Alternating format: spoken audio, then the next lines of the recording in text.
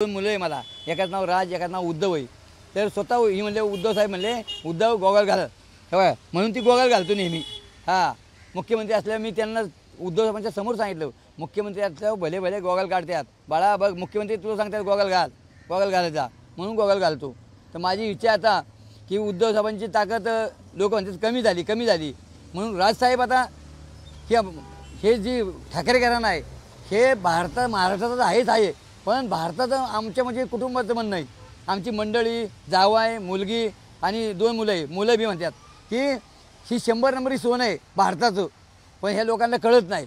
आता ह्याला सरळ करायचं असलं ना तशी सत्तेचा मोर्चा काढला आहे तर ही राज ठाकरे सरळ 100% करणारच म्हणजे. तर म्हणून हे मी लिहिलं आहे भावी मुख्यमंत्री राजसाहेब ठाकरे, आणि ठाकरेंना मुख्यमंत्री करायचं.